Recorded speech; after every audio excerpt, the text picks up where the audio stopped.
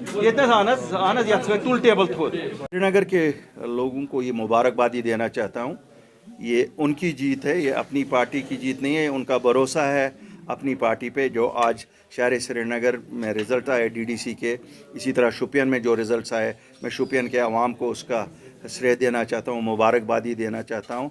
और दोनों अज़ला के लोगों को यकीन दहानी दिलाना चाहता हूँ, जो भरोसा उन्होंने अपनी पार्टी पे किया है, इंशाअल्लाह ये जो नए डीडीसी चेयरमैन या डीडीसी का काउंसिल ही पूरा जो हमारा बना है, ये पूरा आवाम की खिदमत करेगा इंशाअल्लाह। और इसमें कोई इमोशनल नाराबाजी नहीं होगी। काम करने वाले लोग हैं, लोगों की खिदमत करेंगे और लोगों की खिदमत के लिए ही सामने आए हैं हम लोग।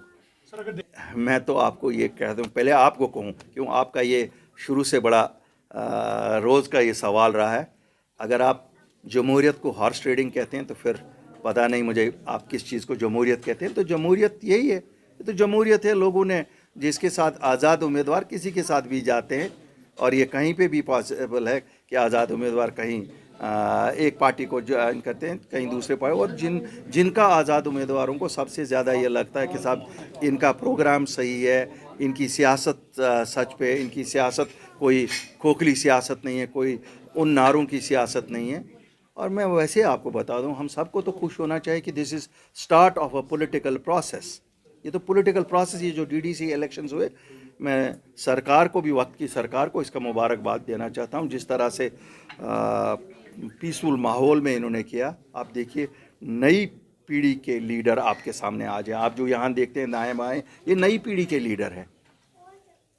इनमें आपको कोई ऐसा लीडर नहीं मिलेगा कि जिसका ताल्लुक़ किसी सियासी ख़ानदान से है।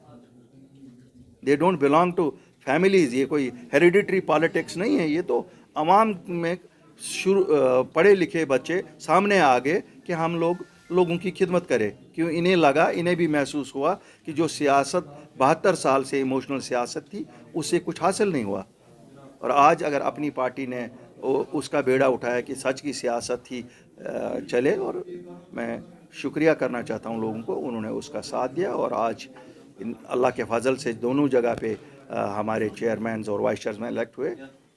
मैं इनको भी मुबारकबादी देता हूँ। जो लोग, देखिए डेवलपमेंट प्रोसेस ओवरनाइट काम तो होता नहीं है, लेकिन it is a sustained effort कि लोगों के जो भी डेवलपमेंट के मसाइल हैं, चाहे रोड्स के हैं, स्कूल्स के हैं, हॉस्पिटल्स के हैं, इलेक्ट्रिसिटी के हैं, ड्रिंकिंग वाटर के हैं, इट्स अ सस्टेन्ड एफर्ट। इंशाल्लाह वी एज़ पार्टी और ये जो हमारे काउंसिल्स हैं, हम पेश भी रहेंगे। और हम इनके लिए प्लानिंग में भी, अब चूँकि ये डेवलपमेंट काउंसिल्स प्लानिंग में भी इन्वॉल्व होंगे, तो ये प्लानिंग भी में भी इन्वॉल्व अच्छी तरह से होंगे। और हम लोगों से भी मिलते रहेंगे। ये नहीं है कि हमने इलेक्शन लड़ा, लोगों ने वोट दिए और अब 5 साल बाद वो हम मुंह दिखाएंगे इनको। इंशाल्लाह आप देखेंगे कि ये लोगों के साथ रहेंगे, लोगों में रहने वाले लोग हैं, लोगों से भागने वाले लोग नहीं हैं।